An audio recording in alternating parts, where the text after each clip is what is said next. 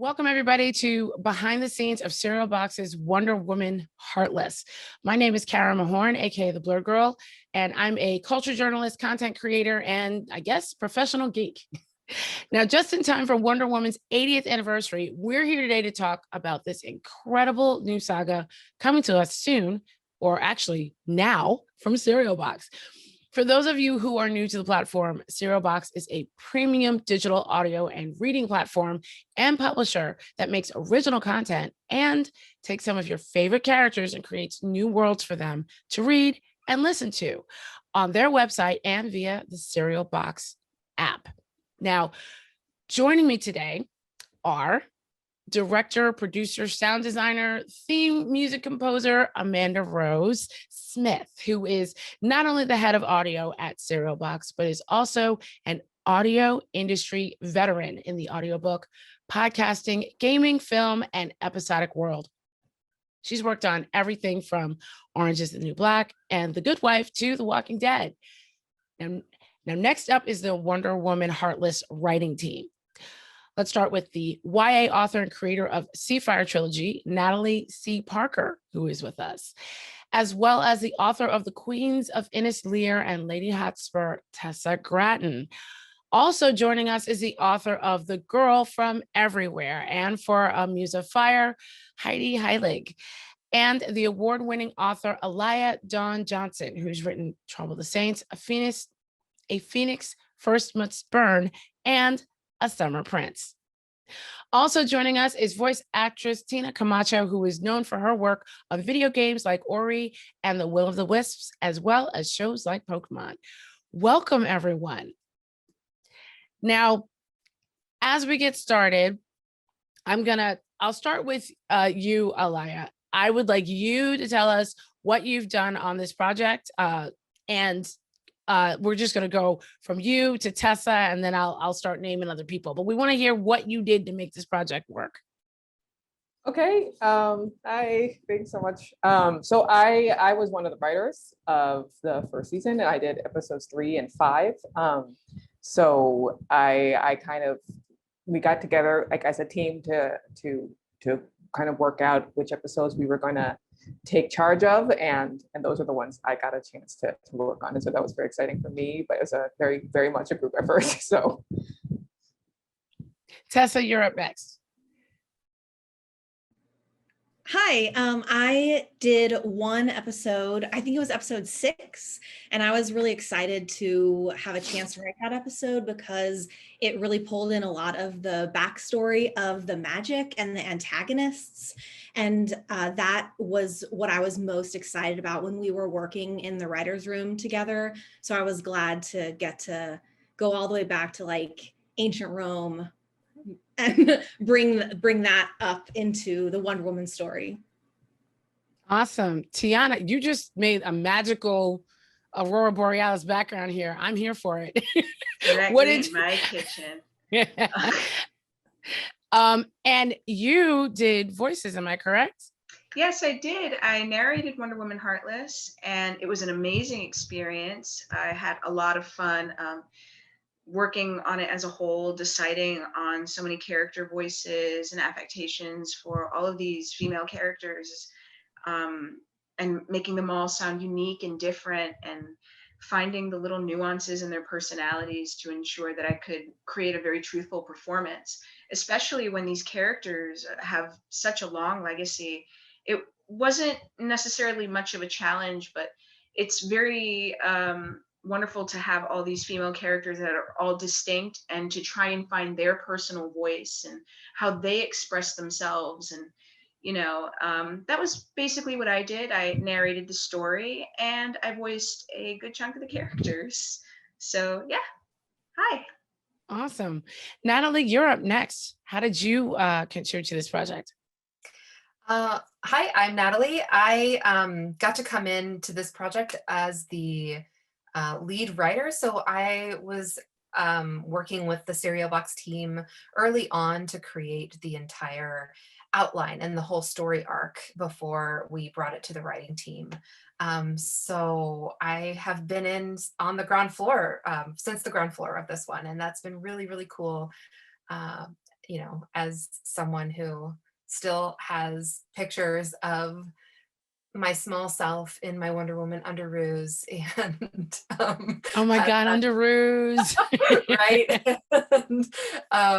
And just to have a lot of nostalgia for this character in general. It was really cool to be invited into this space to create an original saga around Wonder Woman and all of these other characters. So. Awesome. Heidi, how did you contribute?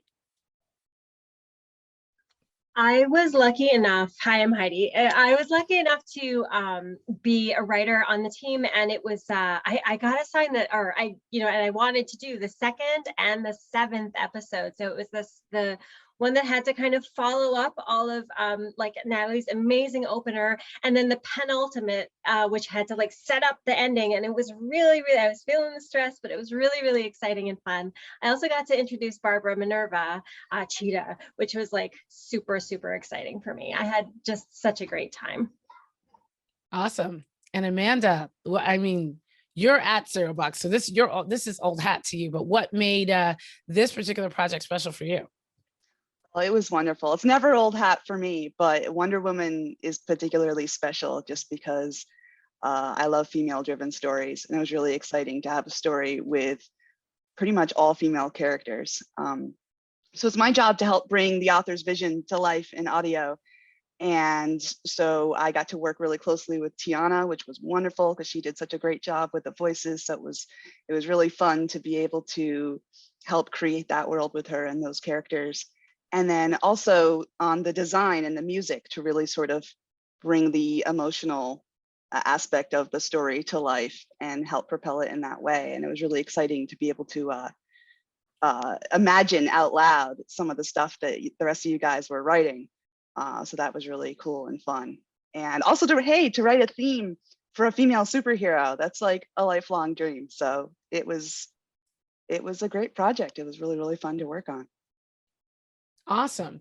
So Cereal Box always creates these wonderful stories within worlds that comic book fans, science fiction fans are sometimes familiar with, and sometimes you're letting them into brand new worlds.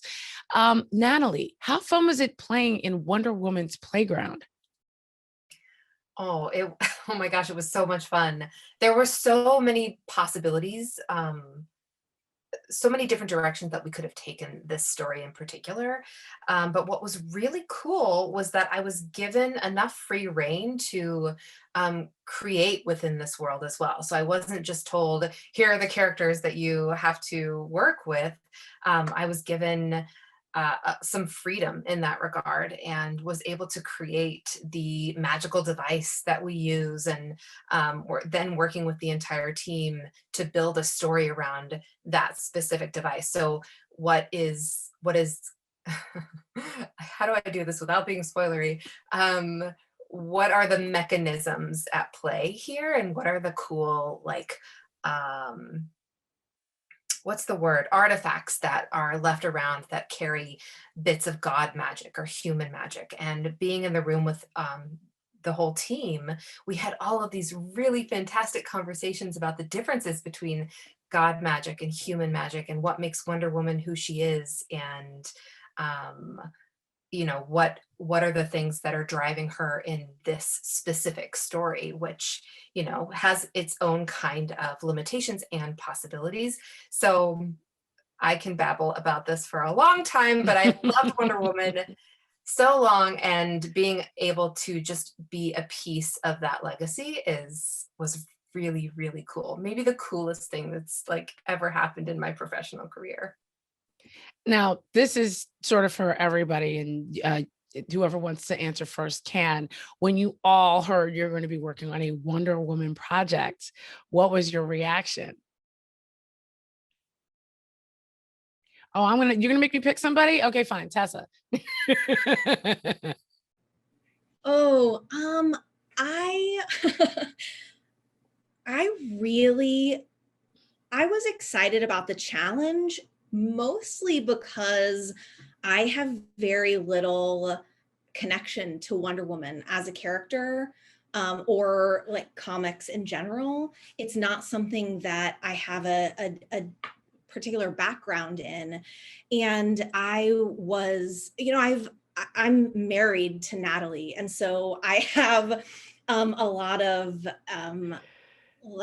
I guess, enthusiasm for her enthusiasm. And it was exciting to me to get to dive into something that's been so formative for her, and then bring my own set of skills to this kind of challenge that it's like nothing I've ever done before. I have worked with Serial Box in the past, and I love what Serial Box does with the episodic storytelling and the intentional audio narrative, like the partnership between the prose and the audio narration, I think is just absolutely fascinating. And so it was very dynamic kind of offer to me when I had this opportunity, but not necessarily because of Wonder Woman specifically as a character, though I was excited by all the potential there, because I knew through Natalie that we were going to get to put our own mark on the character and the world. Well, also, what's really great about it is I feel that sensibility because I'm a New 52 fan. So I came in looking for all these different cues. But what I loved about it was a very realistic story. It's like a really oh, wait, I've been there in DC. Wait a minute. Like, does that coffee shop actually exist? So I actually do like that realistic bend that everybody, brought to the story. Now, speaking of my little comic book geek side, I was kind of geeking out when I'm like, Jill Carlisle, Crimson Avenger. I haven't seen her since you know what I mean? So, and even Cheetah, so many times in the comics, Cheetah's sort of been written off as just crazy. And I just love the fact that all of these characters were really, really grounded. So, Alaya, sorry, I would like to ask you, because I think you said you wrote episode 3, and I'm pretty sure that is when Crimson Avenger first shows up, right? How excited were you to be able to write this character? Oh my God, I was so excited. In fact, when I first just kind of got the kind of general quest, hey, have you ever thought about Wonder Woman? And I was like, well, sure, cool, that sounds awesome. But then Natalie sent along her kind of kernel idea, and Jill Carlisle was in there. And I mean, growing up, I was much more of a manga geek than a US comic geek. And so I had not done that deep of a dive into DC Comics. And so I kind of went and looked up Crimson Avenger, and I was just love at first sight. This is the most amazing. Right, because ever. She's really like a manga character. Yes, totally, when you think about it. Yeah. No, she totally is. That's awesome. So yeah, I was joking. Oh, sorry. No, so I was basically just this is great. You have to give me 3. I mean, I think that was kind of what I said to her. It was okay, I can do any other episode. If you do not give me 3, I'm going to have fit. So they gave me 3. And that was wonderful, because I love writing her so much. I'm from DC. And so it was set in DC, and I wrote a novel. So I mean, to me, having that DC setting and Crimson Avenger and Wonder Woman, I was just in my little happy playground. And, so that happened basically. And let's also talk about the fact that this dynamic for a lot of it is, Jill Carlisle as well as Barbara Minerva, as well as Diana, because I really thought it was going to be Diana all day running around solving the thing. But occasionally I forgot, I'm right, she's a goddess, because she was written so realistically, and the other 2 characters grounded her. Was that an intentional choice, or was that just something that I got out of reading it? We definitely spent a lot of time trying to make the character beats and feel organic, and the relationship between those characters work, and their arcs. I mean, that was several drafts sort of level of work, I think. Other people can speak to it, but it was definitely something that we wanted to try to do to make all 3 of them feel real, but also in their own context and sphere of influence, because Crimson Avenger is you know, she has like this spirit magic, but it's definitely not godly magic. And she has, you know, her like ever bleeding chest wound, and she's, you know, getting a vengeance on the wrongfully dead, you know, and I just felt like there's so much resonance with that character in our modern age, you know, and so Diana is with some more like like aspirational, you know, like she wants to make the world so much better, you know, and Jill is like there and the world is kind of like nasty, and like they're both, and that tension between the two of them I think worked really well, but it did take some effort. And there's a couple of people in the chat who are asking who Crimson Avenger is. Sorry, geeking out. I always think everybody knows everything. Sorry. So there's been several iterations of Crimson Avenger in the comics. The one that is represented here is Jill Carlisle, and short version, she has the spirit of vengeance in 2 Colt guns that she rolls with that are basically magical. She never has to fire them. She never has to reload them. They actually rule where she goes. They will teleport her to a moment in time or a moment in death that needs to be avenged. And the curse that she walks with is a constant bleeding chest wound from a gunshot, a magical gunshot. It doesn't hurt. It just appears whenever she needs to be someplace. So for those of you in the chat who are confused, yes, it's a fascinating character, but so is Barbara Minerva. Let's talk about her for a little bit. Heidi, what was it like writing Cheetah? You said you wrote her for you introduced her into this story. What were you excited about bringing Minerva in? Well, you know, she's just such a great character, and I feel like she has so much potential. And like you mentioned earlier, you know, a lot of it is just written off as like, oh, she's crazy, oh, she's power mad and all this other stuff. But one of the things that I really loved about this iteration was that we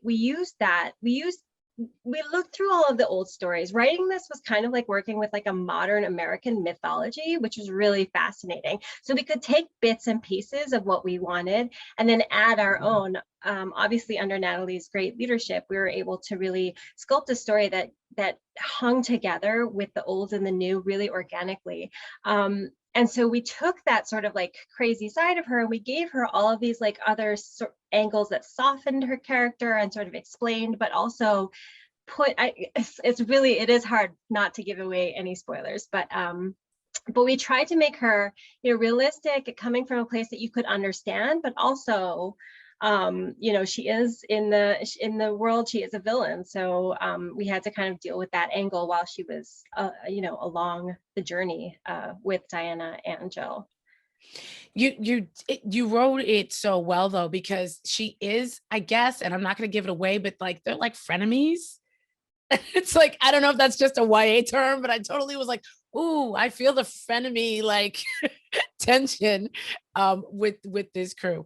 Now, Tiana, I've got to ask you voiced all these characters and you said it wasn't that difficult, but I can't do this. So how do you go from, and I'm assuming you're going to you were recording on different days, but how do you go from, you know, Wonder Woman's voice to Jill's voice, and even to sort of, I would say, Cheetah's nervousness? How do you figure out how to approach each character? That is an excellent question. And finding the voices for each character is a combination of thinking about their mental state all the time, like their default mental state. Barbara has a lot of anxiety because obviously she's going through so much over the course of the story and trying to figure out what's going on with her. So, you know, I decided I should make her a little smaller, and I placed her up a little higher. And, you know, she sounds a little bit like this, and she just has a British accent, you know, and she's just feeling inside herself because she's very frightened of like a lot of what might be going on with her. So she stays in. So she's a little bit inward. So if I think inward into the character and I place that on my body, because I tend to work in my body because I'm Linklater trained. If I know what parts of my body activate certain kinds of tension, I can control it in a way that doesn't really add unnecessary vocal strain or just the right amount of vocal strain to create the sound that I want for each character. Diana is very much For an inspiration for her, like a pop culture inspiration, I thought a lot of Optimus Prime, and what actually Peter Collins had a beautiful sort of panel about how he found the voice of Optimus Prime. And it was just like, be a hero. You don't have to show off. You don't have to make a big show of it. You go out there, you do the right thing, you be a hero and go home. And that always stuck with me when I see roles that are really big like this, that I get a chance to really play. It's sort of like Diana's the hero. She doesn't need to put on a show. She does what she's supposed to do and she goes home. But there is a power inside of her, and it's a quiet power, you know? And it's sort of like, when I was trying to find the voice for her over the course of the recording, I stayed in my chest. Because if she has to be in the world of man, you know, she's going to either subconsciously or consciously have to survive in this world ruled by men. And, you know, she has to stay in the chest a lot, and she stays here and she lives here. And it's basically like, if I ever lose her voice, I think to myself, hello, I am Diana Prince of Themyscira, ambassador to the world of man. And I just stay in my chest. And if I just pay attention to the vibration in my chest, and I don't have to make her loud because she's not loud. She's just Wonder Woman. She's a hero. She's quiet and compassionate and only shows strength when absolutely necessary. And that's where she lives, in the chest. For Jill, I thought a lot about in her situation, she's a woman of color. She's like me, you know, I'm the same way. So I thought a lot about the concept of code switching and what we have to do every day to live in a world essentially run on white supremacy. Would she code switch in situations? And I'm from the hood. I grew up in Brooklyn, so I'm from hood Brooklyn. I'm not from like. There you go, Teesville, Bed-Stuy right here. Yo, I'm from Coney Island. What's good? That's what's up. So, you know, I'm from Coney Island. I grew up on 19th Street between Neptune and Mermaid, 2 blocks from the parachute jump. So, you know, there like you that's, go. that's where I'm from. God, the parachute jump. After they turn the planet back on, I can't wait to go back there. Anyway. So I thought, you know what? Like, if she avenges people who are marginalized, she sees herself in them. Because in a world like this, she is the marginalized. Therefore, I just made her sound like my mom when she's mad. Well, it's just like, and I can't wait to hear her voice, because how it's written is so awesome. Because Wonder Woman's talking about all these wonderful things. There's a lot of magic that happens, and she's like, right, so I have a bleeding hole in my chest, and I am the spirit of vengeance right now. So miss me with the extra. And I love how that's written, because I'm like, that was a very deliberate choice. Yeah, that was very deliberate, because it's sort of like, you know, you got Diana who lives here and needs to survive in the world of man by sort of adopting a sort of placement that would allow her to be taken more seriously without having to show unnecessary strength. I think men as a whole are kind of, you know, they see a powerful woman like her, they wouldn't really know what to do, at least since she's existed for so long. And she's been there for a long time. So, you know, she would definitely live here. She'd speak with authority from here and not be afraid of that authority, but also not have to project, because she won't have to do anything. Barbara? Very big with the accent. And we have some additional characters. I'm not sure. Yeah, it's like, I want to ask about them, but I don't want you to give them away. So I'm pausing, because I can't wait to hear your voice on those. But yeah, so Jill was the one that I felt like I had to really like pull from myself and my lived experiences as a woman existing in the world around me, and constantly, you know, having to adopt an affectation to just survive in the world. I really think a lot of people, you know, in many ways, we kind of are voice actors every single day. Like, it's just how it is. It is what it is. Like, you know, 'cause Absolutely. we have But you know what? we have to live that way.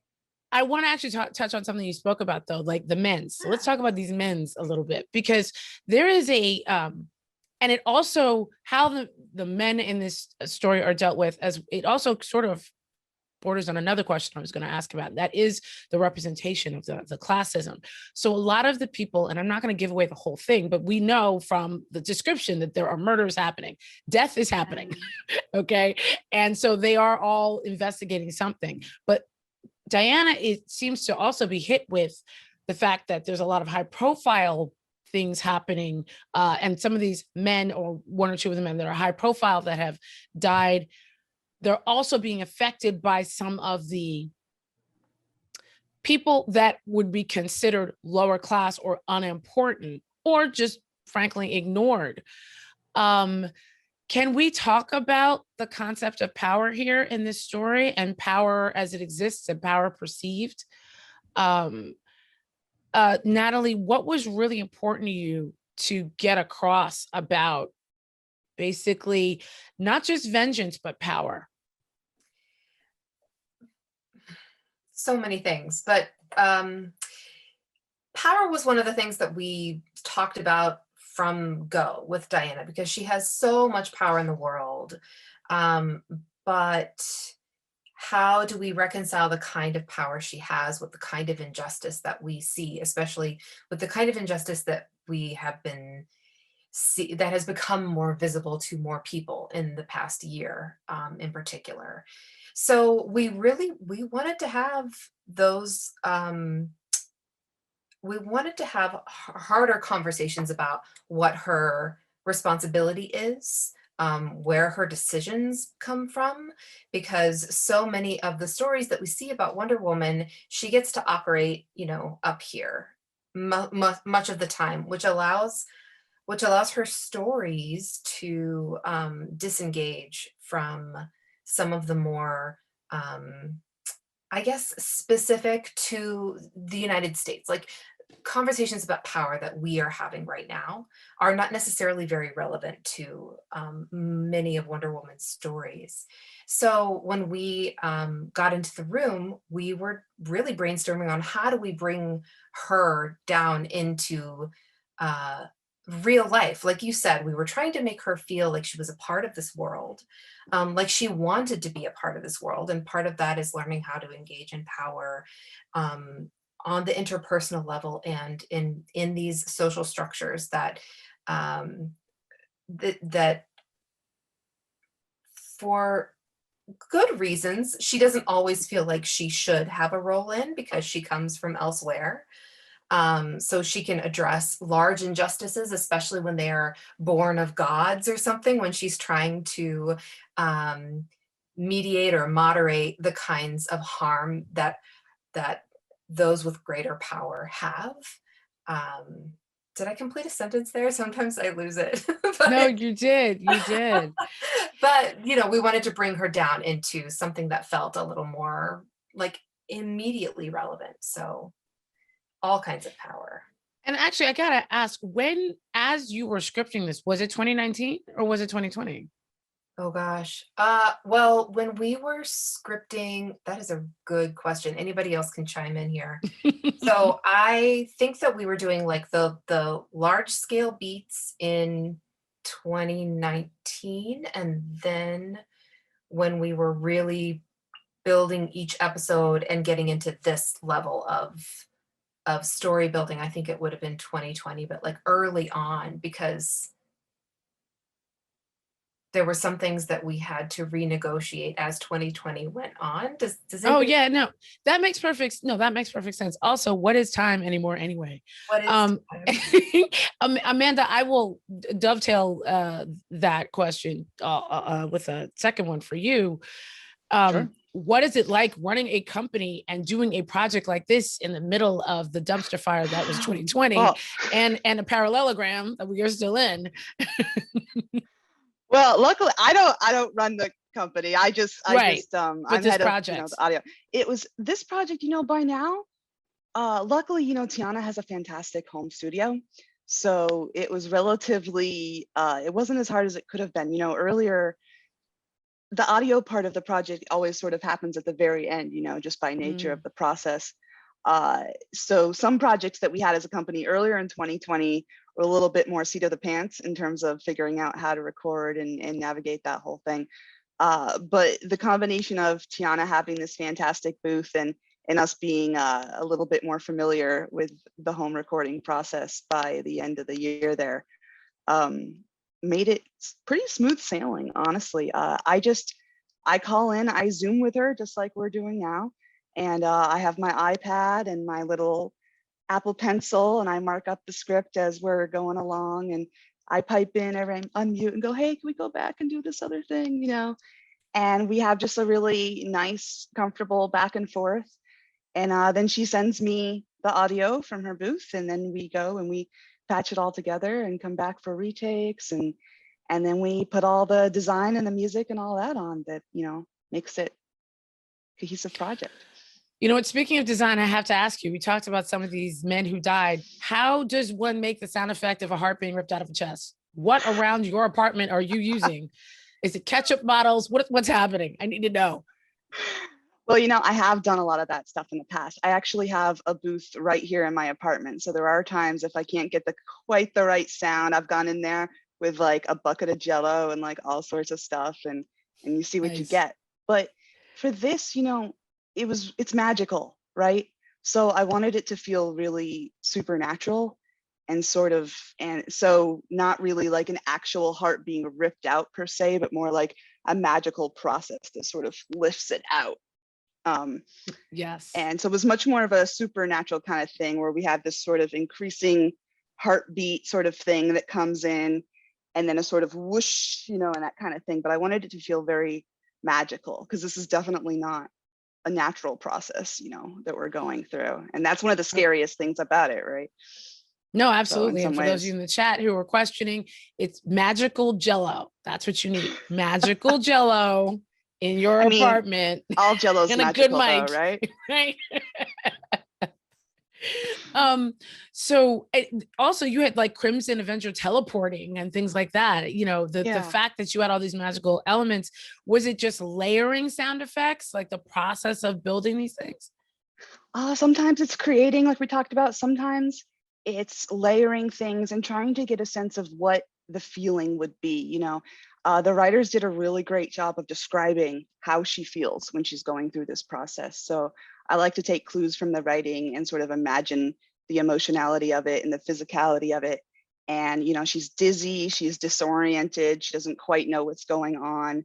And so we work a lot of that into there. We get some sort of low frequencies that can make you feel almost a little bit nauseous. They have that effect. And we try to give people a little bit of that body experience of what that might feel like. So that's to get your heart ripped out of your chest. Okay. Well, or to teleport, to another place in space and time or whatever, just a normal day. That's awesome. And in terms of the story, I'm very curious because Serial Box does both audio as well as, you can read the story as well. So because how much is too much description? Because people are going to hear it.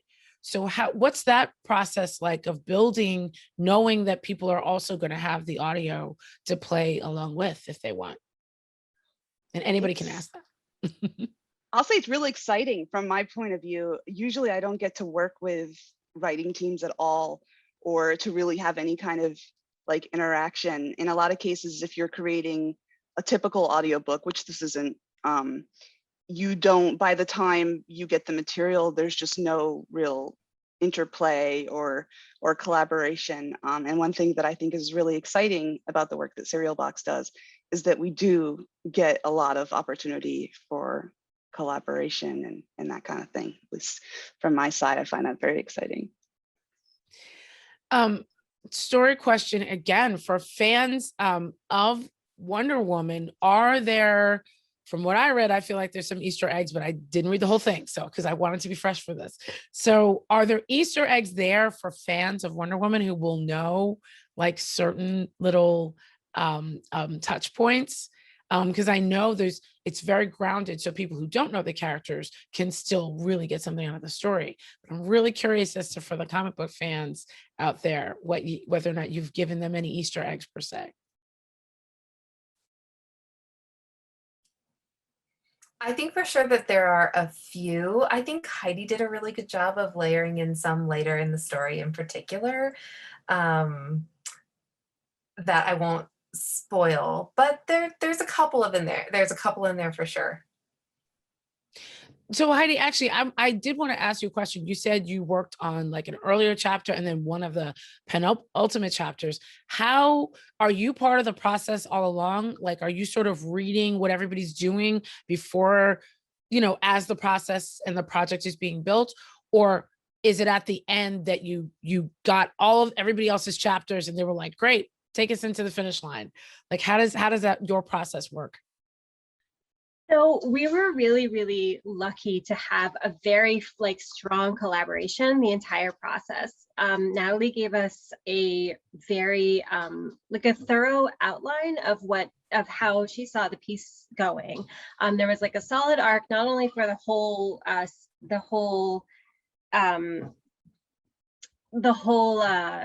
piece, but also for each individual episode. And then when we were assigned each episode, we sort of got to flesh them out. We talked about them as a group, and we individually got to present what we thought our outlines should look like.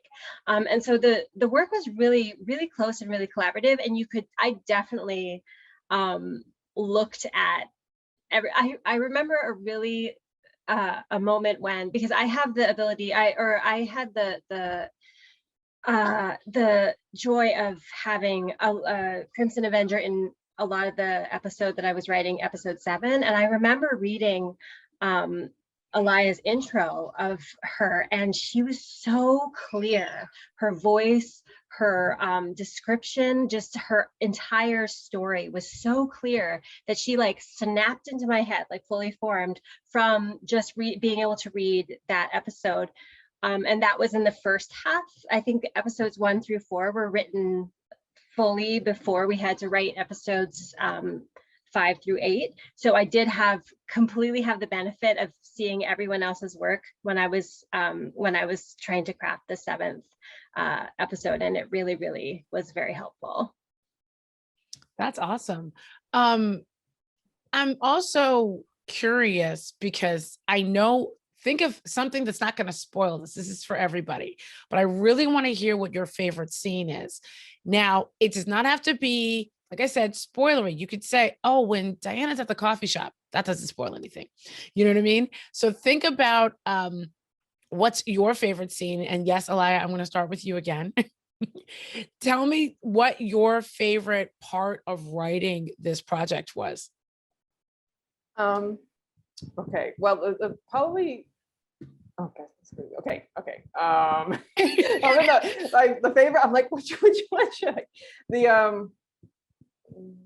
Okay, I know. There's a scene where Jill is trapped somewhere and she's really stuck and she's trying to get out, and she's she has no idea how to get out, and she has kind of technical difficulties with her pistols, and I thought that was a remarkably fun scene to write.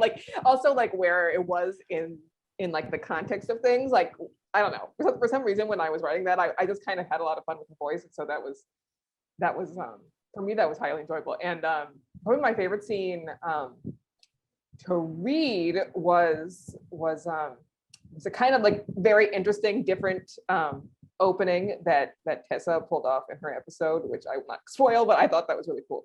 So I'm it was the one that deals with history, as she alluded to that. I can say that. Okay, so it deals with the history, and it goes back to the Romans, and it's cool. It's just wait, where is this coming from? I love it.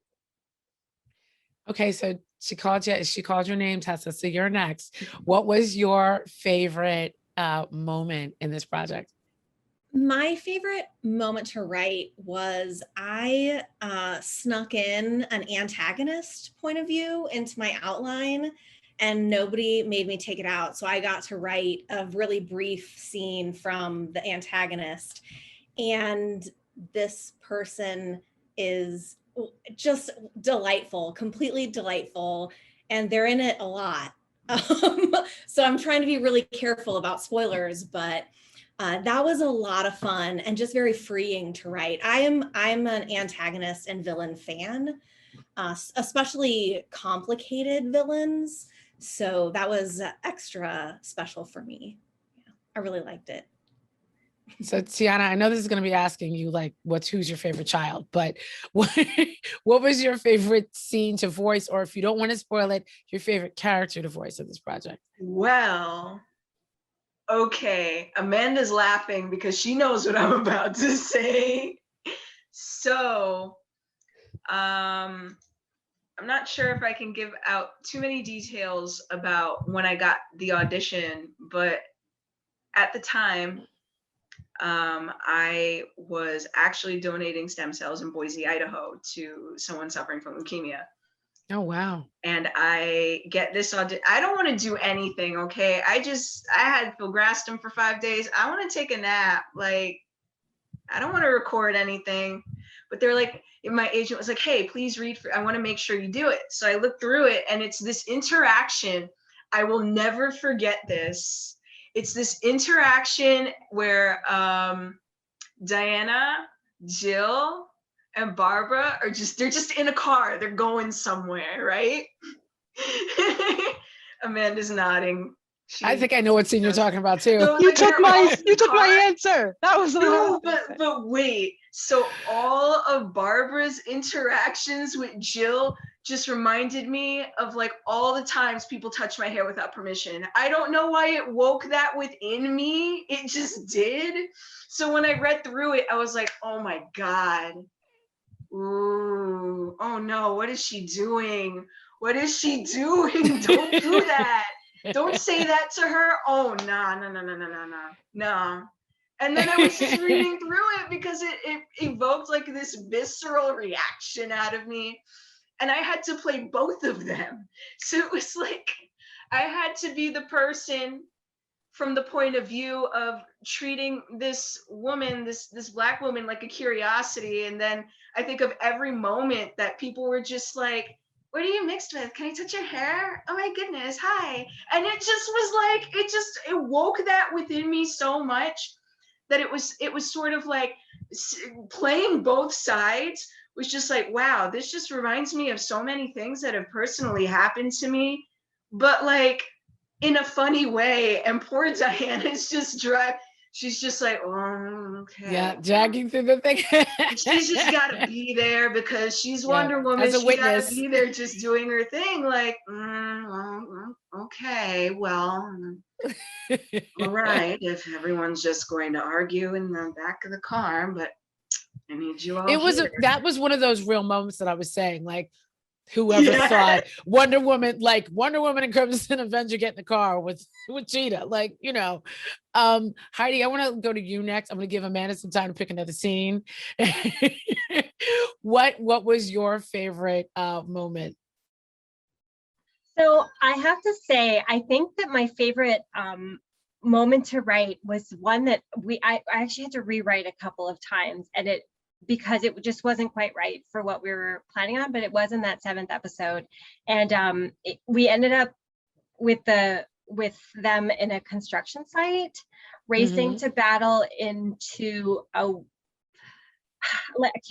don't know if I can say it, into a place where sort of illicit activities were taking place, and just setting that whole scene, like including the fact that my husband is a construction worker, and he was like, he was kind of hearing this in the background. I was brainstorming, and he started doing the voices of like elevator operators, like, what are you doing in here, Wonder Woman, and like all this stuff, like, and it was just cracking me up because I was trying desperately to fix what I thought was like a mega problem, and it turned into this really just amazing scene. So I felt really good about that, about writing that scene in that moment.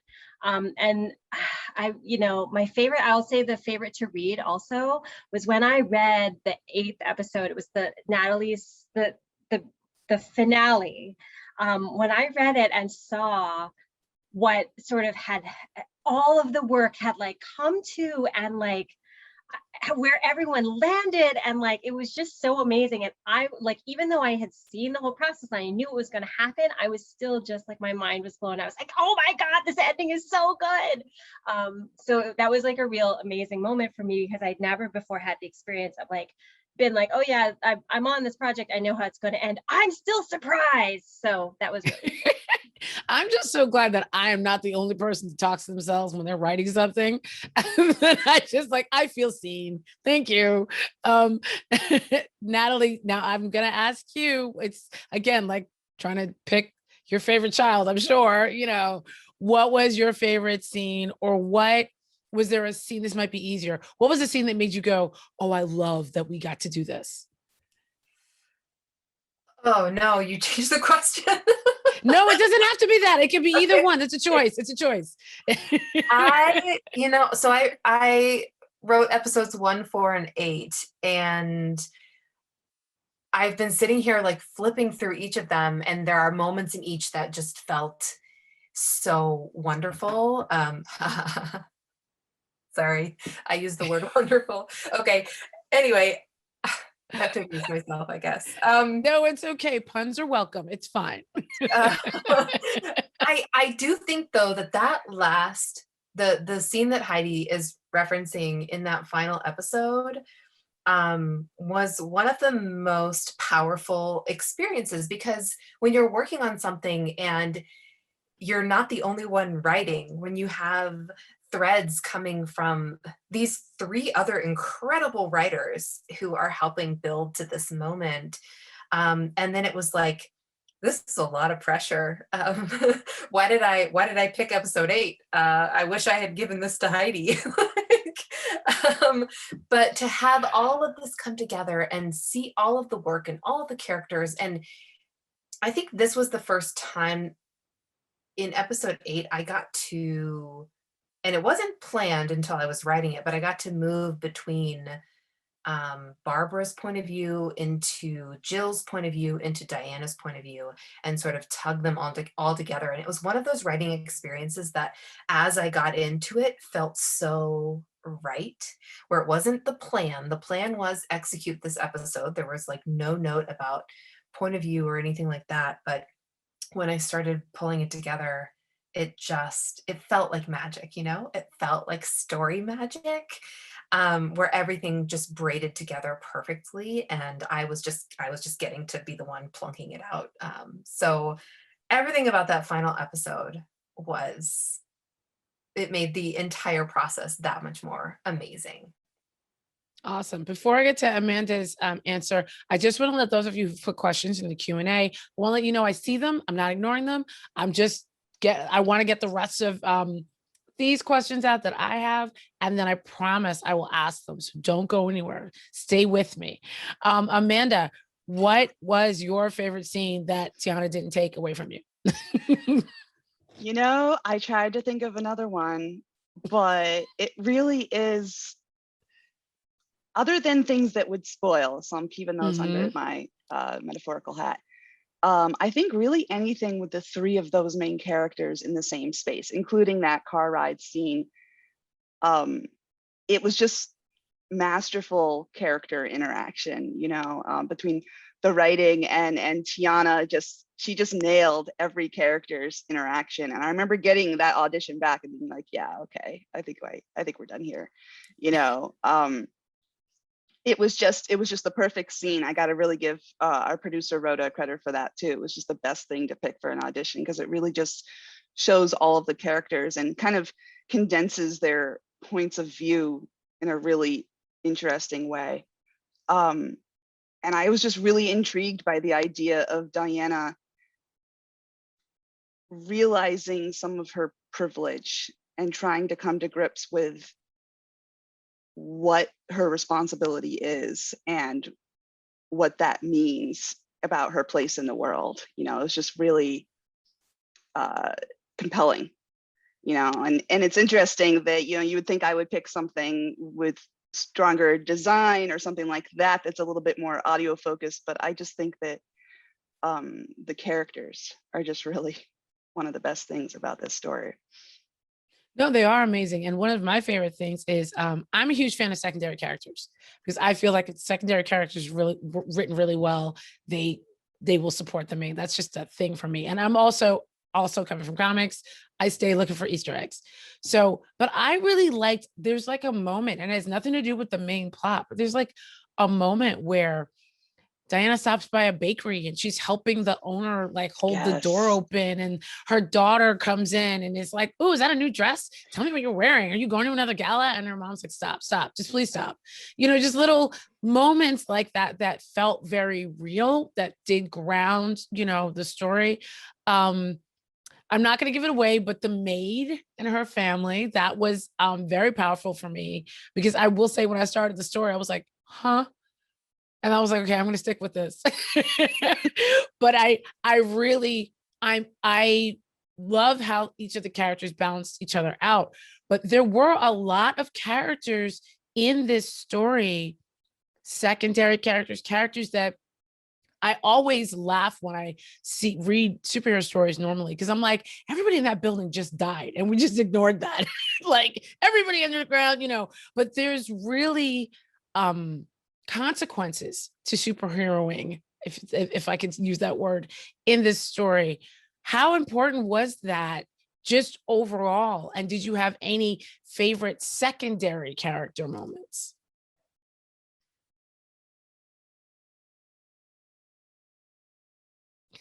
I know Natalie has them. I'm trying to wait for somebody else like Tessa to answer. We had so many conversations when it was just the writers and Rhoda talking about, in almost every scene, how are we going to make this real and relevant, because that was such a key theme, was bringing Diana into 2020 America and what that would mean. And so there had to be consequences for her actions. And we had a lot of discussions about why she was in DC, why she was living this life, why she was pretending to be a normal human woman, and how that would affect who she interacted with and how, and how that would ripple out when she began interacting with Jill and Cheetah, and having this like huge supernatural event come into her sphere. And so like that was, we definitely did that on purpose, I guess is what I'm trying to say. Like that was part of the point of Wonder Woman, was this god is choosing to live in this world. And so that was the core from which we looked at her privilege and her relationship to injustice and vengeance versus justice, and those kind of questions. So I really can't tease out a favorite. Actually, I really liked the scene with the hacker. Is that still there? She's like, did that make it to the cut? I read multiple versions of these, but I guess no, it's a real question. I loved the interaction with the hacker in the park. That really was so layered and so like real world, but also just like the writing and the dialogue, everything around that made me laugh, and also made me go, oh, this is great. I have to be sure to pull that back. I think that was after my episode. So I was thinking, is there like, how can I foreshadow this kind of thing and think about the ripples both forward and backwards from that? So that would be that's my favorite secondary character, tertiary character even, I guess. There you go. Yeah. Does anybody else have a favorite secondary, tertiary character? I mean, you alluded to the maid character, and that to me it was really important, I guess, to me to especially because we were talking about like how Jill Crimson Avenger is like integrating with the story, to me, because like the kind of on the like the front plot, right, is like these big name like rich asshole murderers, uh, bad guy murders. But you know, I didn't want her there. Like, to me, it seemed to kind of be going against like who she was as a character and like what she represented, for her to be there for that. You know, for her to just be to like avenge someone who everybody's going to try to avenge because that's like the way the world works. You know, and so like I think that was kind of one of the things that we started talking about from that first meeting. You know, was why is Jill here? You know, like how is she contributing? Like, because she's operating from her world is not the same as Diana's world in a lot of senses. You know, not just like the kind of magic she has. And so like that secondary tertiary character of Janine was really important to me to kind of like bring that out. You know, slowly but surely. I mean, it's not like, as you say, in the first scene, you might think that something else is happening and then it's not, you know, but it's, I think that was really important to me. And I think all of us in the end, you know, to make sure that plot line kind of wove its way through and that had a really big payoff. And yeah, and the funny thing, that's the great thing also about Crimson Avenger's character is that's canon. They are avenging the people who, the voiceless, that the character's always done that. And so that was really, really good and a nice balance. And because I think at one point Diana has to sort of confront that. She's like, I'm here for everybody. Jill's like, are you though? Like, are you, girl? Come on, real talk. And I love that. Anybody else have a secondary, tertiary character that they love? I really enjoyed writing, and I think I actually got to introduce her in episode 4. Is it a spoiler to say who it is?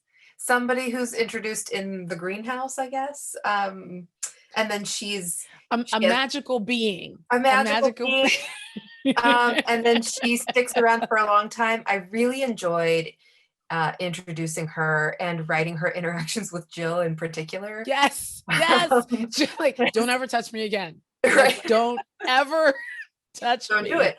Because again, she's just so aloof and Jill is not. And you know, I had like in my mind this magical character was like, I really just want to go and get a glass of wine with her. Like, I'm fascinated. And like she had this whole imaginary world with Jill where they have like a real relationship.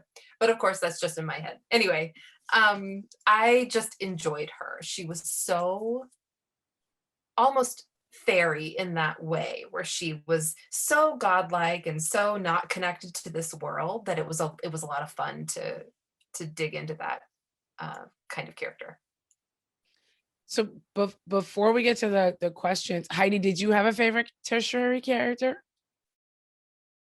I'm trying to figure out a way of explaining without spoiling. I will say that the majority of the people who perish by their hearts being pulled out, all the people who perish with their hearts being pulled out of their chest, the descriptions of those were just a delight. It was just very satisfying to read everyone's, because I think everyone had one. We just like tossed in who we just wanted to put in there. So it was really nice to read. I love that. The other thing I wanted to just bring up before we go to questions is the dichotomy of also some of the men or people that died, because some of them in their lives were horrible people. Like, that was also a very interesting thing to play with, because it was like, not only were they people of power, but they were also people who were preying on the people beneath them. And then when they died, I know nobody in here maybe really is a gamer, but the whole heart thing, I don't know if there's any Persona 5 players that are in the chat, but I was like, oh my gosh, this is like a game, anime, manga rolled in one. But that making somebody literally changing hearts is a fascinating concept. What is one theme? And then I promise we'll go to questions. What is one theme that each of you thought when you worked on your chapters that you really wanted to make sure that audiences got, that they walked away from? Like, I really hope they get this.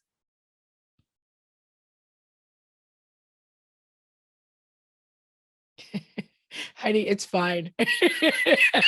So she's like, she's got mom eyes like, exactly. It was classic. It's fine. We're in a parallelogram. It's fine. um, Natalie, I'll ask you, what is a theme that you wanted to really make sure was brought across in this project? I mean, I think I wouldn't be surprised if we all have kind of similar answers, because our initial conversation about Wonder Woman was always about power and about how power is used, especially when the amount that you have is so much greater than the amount maybe a normal person might have, or a non-magical person. So I think one of the themes that I think we did a really good job with, what were the differences between, I think Tess said earlier, like justice and injustice, and what does justice actually look like? Is it this sort of high ideals, like detached philosophical thing, or is it something that requires intimacy, that requires involvement in the community or the world that you're trying to save? And I think that was a really great way for us to interact with Wonder Woman in general, was bringing her into the world. And you know, she struggles with straddling the divide between the God world and the human world, and we really wanted to make her struggle. Awesome. I'm trying to see if what someone else will pick. Okay, Alaya. I mean, Is there a theme? Is there a theme that you really wanted to make sure came across? I mean, it's really, as Natalie said, like that was something that the theme of power was so clearly just from the kind of basic overall outline she gave us, and as we were fleshing that out, it was just something that kept coming up. And so, I mean, for me, I desperately wanted to make those kind of parallels that are contradictory in many ways, like more on the page, you know, like these huge cosmic powers, but this kind of like aloofness that a lot of superheroes have for these struggles that are life and death for so many of us, you know. And then with a character like Crimson Avenger, who is in fact so connected with those same struggles. And I mean, it's not, to me, it was never just like a throwaway detail that she used to be a DA, you know, that she used to be on the side of power. She used to be doing things that, you know, let's be frank, a lot of, you know, might have been hurting a lot of her own people. And then, you know, she had this kind of cursed gift, and then it has this, you know, maybe didn't change completely, but it forced her to look at things in a different way, you know. And I think like that is something that's happening also to the end over the course of the story. So like those issues, and then being able to bring in, you know, even issues like you know, like the for-profit prison system and prison reform and stuff. I mean, like all these like big issues, but in this Contract work and things like that, not having benefits. And like, I was like, ooh, we're having this discussion with Wonder Woman. Okay. right. I mean, because, you know, she's got these pistols that take her wherever they want to take her, you know, like what's she going to do? So she has to, you know, so like, you know, there's definitely no health insurance with this gig, right? So she there's all of this these issues that were like baked in, but I you know, to me, like what made it so exciting was being able to like make everybody kind of like pause and confront it a little, like all these contradictions. Yeah, like what's the cleaning bill with Crimson Avenger shirts? How do we take care of that? Like there's just questions. Real world questions we had. Tessa, how about you? Was there a theme?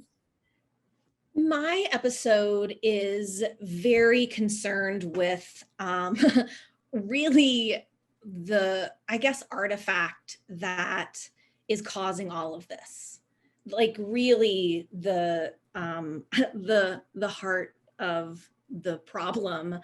And what I wanted to focus on with regards to this like magical item was the idea of how something that begins as justice can go badly, like all the different ways that justice can be corrupted.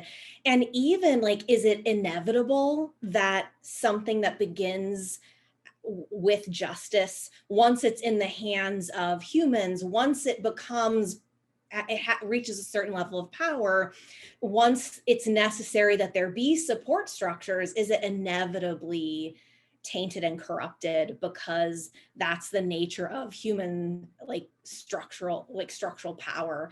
And like it's all, I mean, the episode's also like about, you know, chaos and murder and like investigation and things, but like that was really for me the core question of the episode, was trying to dig into this idea of where this is a villain oriented episode. How did it become villainous when maybe it started off pure? Awesome. Amanda and Tiana, did you two have favorite smaller characters and themes, not smaller characters, I'm sorry, themes that you were really thrilled to see come out in this project? Oh, absolutely. I love how it pulled from so much of the current climate, our current political climate, in order to be sort of like culturally relevant to today. Because you know, there's a lot of that. There's a lot of touching on racial justice, which I'm very passionate about. There's a lot of touching on issues in class and how that's used to oppress people. It's really understanding the power dynamics in society and how they're used to sort of, you know, oppress society's most vulnerable. And that is an overarching theme throughout the entire story, because, you know, with the actual plot, these people that are getting their hearts ripped out, they're not nice people. So then you sort of feel divided, right? Then it's sort of like, wow, like, where do I morally stand on this? Because they were hurting people. But at the same time, it's like, they were still a human being and they died tragically under mysterious circumstances. So it kind of forces you to look at society as a whole and think about these power structures used to oppress the people responsible for engaging in this adamantly to a point where they really don't need to or shouldn't. And what happens if bad things happen to bad people? And, you know, I feel like as a story and how it touches on that, it's something that I just feel is very poignant to the world today and what we're starting to talk about more and things like that. So I personally really like how the story analyzes and interprets power dynamics to tell its own story. It's similar, I want to say, not really similar, but like kind of like Death Note in a way, you know? Really think about it. Me and I'm like, oh my goodness. Oh no, I'm a Yes. weeb, so that's just how it is, you know. Yes, for the weebs in the chat, yes, you all got Weebs that in the reference, chat. and that Hello. is a lot. It's not this story, but if you liked that, you will like this story. No, if you liked Death Note, you will love this story, because it really touches on the idea of bad things happening to bad people, and does that make us good or bad to enact vengeance on those people? Right. And what are the ethics of dealing with oppressors? So if you really like those themes, you would love this story. Absolutely. Amanda, you were not in the entire time, so I know you Yeah. agree. Totally. There's even this, I'm trying to think of how to say it without spoiling, but there's a point, you know, there's one person who dies who's not one of those people. Mhm. And there's a point at which Jill says, you know, if it weren't for that person, I wouldn't even be here. I might just walk away, you know? Yes. And as soon as she says that, you're like, yep. Especially with the particular last person who has been killed at that point, who's a particularly horrible kind of person.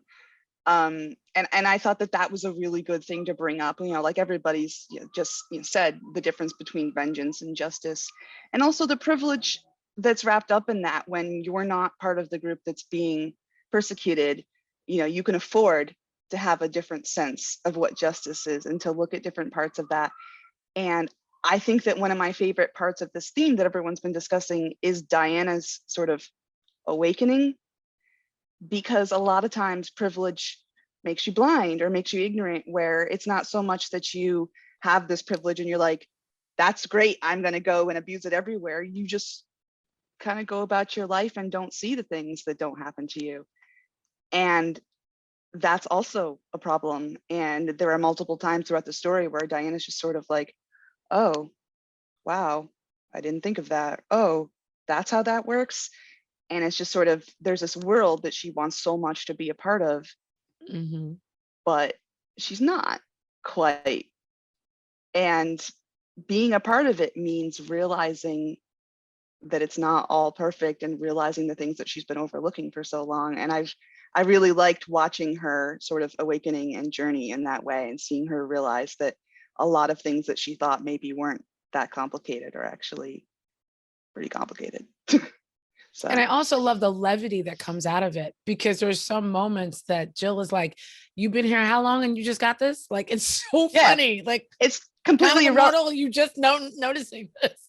Yeah, she's like the perfect foil with her that way, and just saying like, what, you don't know that, and that's one reason why that car scene is so fantastic, because you're watching Barbara and Jill just like go at it. Exactly. And Diana's like deer in the headlights, like.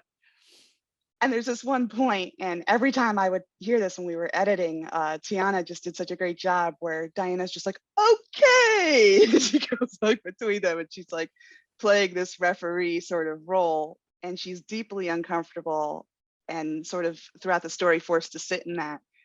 And it's just really interesting and compelling to watch or listen to. Yeah, no, absolutely.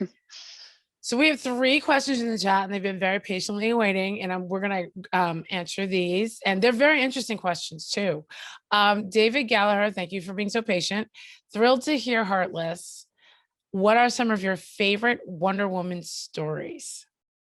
So Tessa, you do not have to answer this one. But Natalie, you might.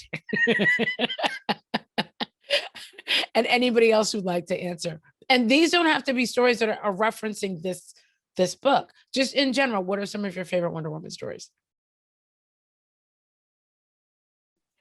I'll start if you guys don't mind, because the thing that came to mind first was that I had my introduction to Wonder Woman through the was that 2018 movie? I think it was a while ago, but that was the first time I sort of. The first movie, okay. Yes. And that was the first time I sort of really got involved in the story of Wonder Woman. I had seen her around. I had seen the underwear, not, in real life, but pictures of it, people bragging about it. But I hadn't really been, I grew up in the 80s, but like I hadn't really been super, super aware. And then I was like, oh my gosh, like this stuff, this is so powerful. It's so like amazing. And but then when we started working on the project, we were doing research into like past versions and the initial sort of storytelling of Wonder Woman and like how she was created. And it was so fascinating to me to see this early stuff. And whoa, oh, sorry. It's okay. Sorry. Incoming. There's a baby out there. To see the early sort of parts of like her creative, the creation of the character. Oh, I'm so sorry. Oh, it's okay. Early sort of creation of the character was really fascinating to me, and it made it sort of opened my eyes to like how much history these characters had, and that was really, really cool to learn. Awesome. Natalie, or actually all of you could answer this. I think it's funny because I was actually thinking the same thing, Heidi, that one of the things I really love is one of the reboots where Wonder Woman's origin story is that she was created by all of the Amazonians and made out of clay and not an actual daughter of Zeus or anything like that. I really just adore that inception of her, that she she's this concentrated will and power of all of these different women who are just like, we are going to imbue you with all of our gifts. And I think all the goddesses give her gifts. And, you know, she really is at that point that like, I am born of women and the earth and all of these things. So that is probably one of my favorite things about older Wonder Woman stories. I know it's not, I don't remember which reboot that was, but it's not like a current thing.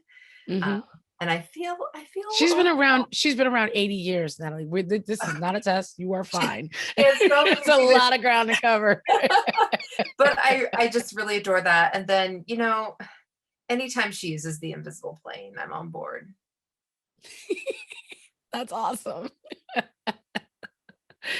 Tiana, did you have a favorite Wonder Woman story, or were you just coming into this just being excited about the character?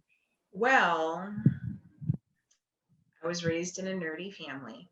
There you go. And we constantly had things like Batman the Animated Series playing in our house and Justice League, and it was a family thing. We'd all just watch it together. Any episode where Diana was heavily featured, I remember her story arc on Justice League. I loved that. I just loved how they handled her character there. And it's not a Wonder Woman story, but I actually kind of like what they did with her in Red Sun. I thought that was kind of interesting, where they kind of just like flipped what my perception of her would have been in, you know, the story. So I like how Red Sun handled her, even though it's technically not a Wonder Woman story. And the whole story arc in Justice League where they go to Themyscira and all this stuff happens and it ends in her being exiled, and we get to kind of see more of her world, really like ignited my imagination as a kid as to, I guess, what female superheroes can be, you know, in their totality, completely unique and of themselves. So yeah, my mother also definitely grew up with she's a massive Wonder Woman fan. And she grew up on the Linda Carter series. So it's kind of just been passed down for me from other people, regardless of whether or not I read a bunch of comics or not. I read indie, I was a rebel. I read indie stuff. But yeah, I'd say I haven't read too much of her comics media, but like any DC animated universe stuff with her in it, I love it. It's fantastic. Awesome. Because we have more questions, I'm going to skip ahead here. Adib Koram asks, what's something you learned from this process that you're excited to take forward in your own solo projects? So all of you who are writers are always writing other things. You've got different genres you write in. And then of course, Tiana, you are always doing amazing voices. What are different things that this project taught you? Now I will start with Amanda this time. Of course, this time I was like, oh, it'll be a little while before it gets to me. Wow.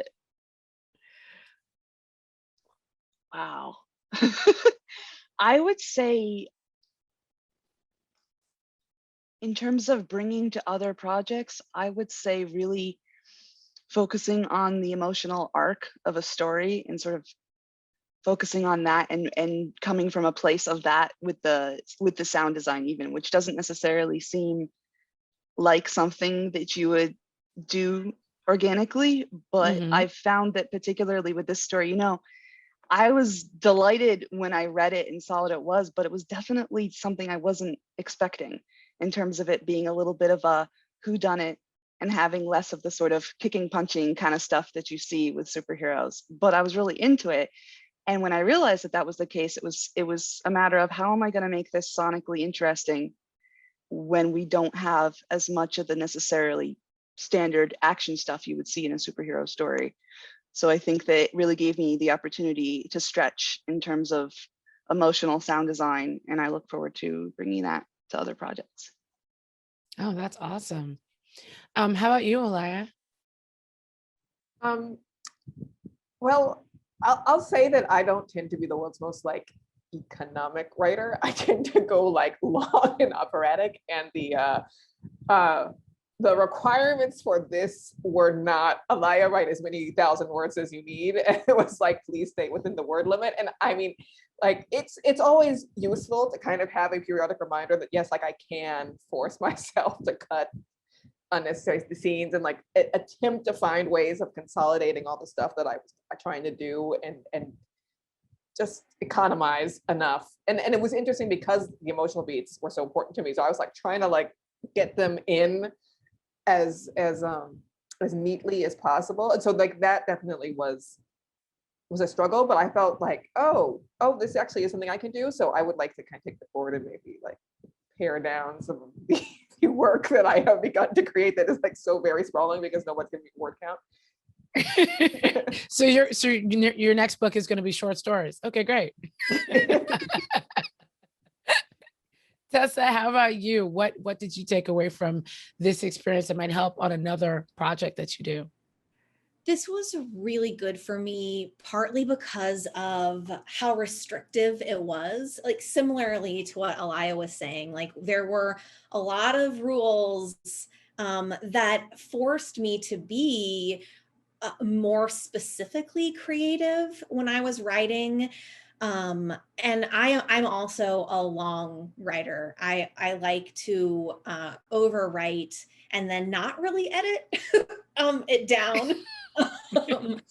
And I went into my chapter also knowing, okay, you've got 4,000 words. And that, like, I mean, I'm not sure I've ever written anything that was only that many words in like 10 years of being a professional writer. But the collaborative nature of it made that so it made it more of a fun challenge than like an oppressive challenge. And there were always people that I could ask for help, and I could go and look at other people's initial episodes and like I hesitate to say copy, but like admiringly imitate what other people were doing in order to like evoke a whole new setting or something like that, while they only had like 2 sentences to do it instead of like my traditional entire like first 3 pages of a chapter setting the scene. So that was a really great exercise for me. How about you, Heidi?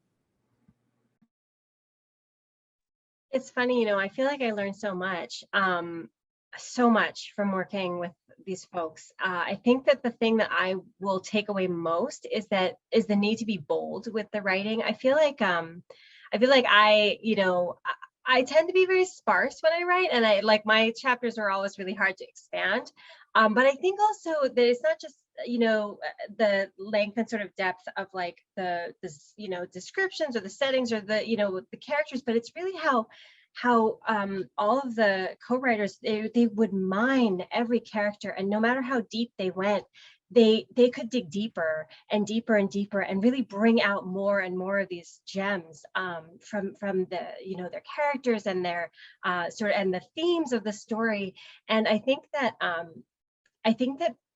working with people on that level has just kind of lifted up my whole process and made me think like, no, I know that Alaya could pull more out of this. I know that Natalie or Tessa, could really pull more out of this, and I could do better too. So they were really my inspiration here.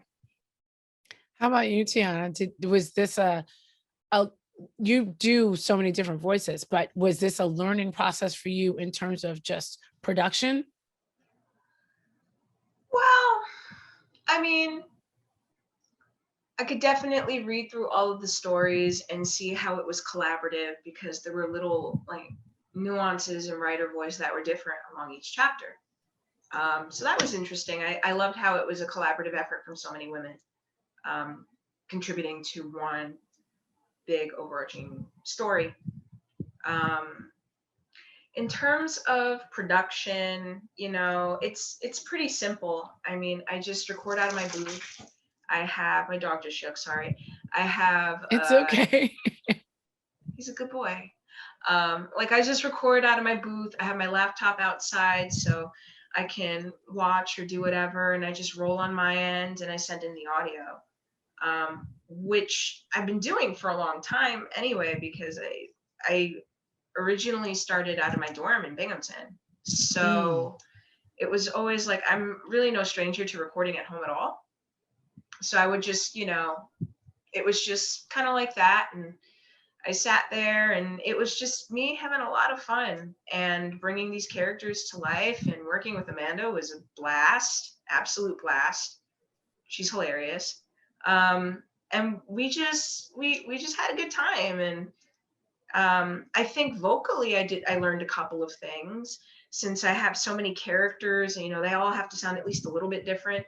I really had to play a lot with placement, because, Jill's going to be placed over here no matter what, but, she can get a little deeper, and then she has sort of like that, like she's not going to code switch around all these other white characters.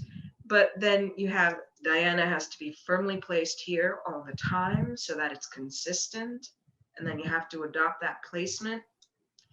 And then Barbara is just all the way up here, she's got like the thing. So you have to really memorize the placement, and because of all the different placements for all these characters, and you have to mentally like jam that in there, because there's so many.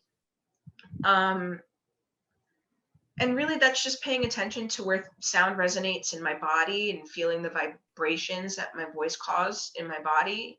Because the voice isn't just your vocal folds, it's also all the bones in your face. It's all the bones in your chest and your body, and this whole part of your body, and everything else that puts tension there that affects it. So I really kind of had to pay attention to where things resonated, like here I am here, here I am here, here I am here, it's a little more throaty. So I really had to dial it in to keep it consistent throughout the story. And you have an amazing command of your instrument. I just need to not to interrupt, but I just wanted to tell you that. I'm actually going to give this last question to Natalie, because I know she's going to want to answer it. Another one from Adib is, what was the biggest surprise that happened as you were writing / producing this story? So not just the story, I would like you to also think about it in terms of 2020. So what were some of the biggest throughout this and the process of last year of making this? What was the biggest surprise that happened as you were creating this story? In some ways, the biggest surprise was the story itself. Because Serial Box had approached me about writing another character. And so we had been going back and forth, and things changed, as always happens in the publishing world. And all of a sudden that story was no longer on the table. And that was such a huge disappointment. And I remember the phone call of, or we're going to say a character name, and if you're not into it, just, there's no pressure here, don't even worry about it. And they said Wonder Woman, like, how do you feel about Wonder Woman? And I think I made some weird noise that might have sounded like maybe I was vomiting or something, because Rhoda was like, it's okay if you don't like her. And I was like, no, please don't misinterpret that vomitous noise I made for disinterest. So that was like just one of the most exciting moments of my life. But other than that, seeing the way these stories come together when you're in collaborative space, and I've worked with everybody in this room in some capacity before. Everybody in the writer's room were people that I knew, and so that's part of the reason that we invited them, because trust is a big thing when you're working on something like this. But seeing each piece come to life, seeing episode 2 from Heidi, where Barbara Minerva was all of a sudden this fully fleshed character. And then seeing episode 3 from Alaya, where we got Jill. And then in episode 6, Tess just floored us all with expanding the story, expanding the scope in a way that, you know, only Tess could. Every episode was such a delightful surprise. I don't know, I know that we are all professionals. This is what we do, but in a very real way, it did feel like, you know, in the theater where you're like, I don't know, it's just theater magic. It's just, that's the way it happens. That's the magic of the synergy of creation or something ridiculous like this. But yeah, I don't know that I have any better surprise than just seeing each thread start to weave itself together. Yeah, and honestly, that's because you put together an amazing team. And just for the folks who are still watching, Heidi had to disappear to put her little ones to bed. She's fine, nothing's wrong. But I want to thank you all because this has been an incredible conversation. I think everybody should definitely check out this book and this story. I would like you each to tell everybody where they can find you across social media so they can sing your praises when they read this. Alaya, let's start with you. Okay, I mean, I'm only intermittently like a present on social media, but you can find me on Twitter at Alaya DJ. And I just launched a newsletter on Substack called There A you go. Stranger Comes Home. So that's like my next exciting project. Awesome. How about you, Tessa? I am just at Tessa Gratton on Twitter. That's where I primarily am. And then my website is tessagratton.com. I have an Instagram, but I don't do a lot there. So Twitter is definitely the place to come for me if that is what you intend to do. How about you, Amanda? Where can everybody find you? You can find me on Twitter at Lady Soundsmith. That's me. And you can email me at amandarosesmith@serialbox.com. Awesome. And Tiana? Well, I have an Instagram and a Twitter. The Instagram I never really use anyway, so you're better off following me on Twitter. And that's going to be at Tiana Camacho, V as in Victor, O as in octopus. And that's where you can find me. Awesome. And Natalie, where can we all find you? I am most frequently on Instagram, where my handle is NC Parker. You can find me on Twitter. I occasionally lurk there, and there I'm at Natalie C. Parker. Awesome. And I'm Karama, aka the Blurred Girl. You can find me the Blurred Girl everywhere, basically.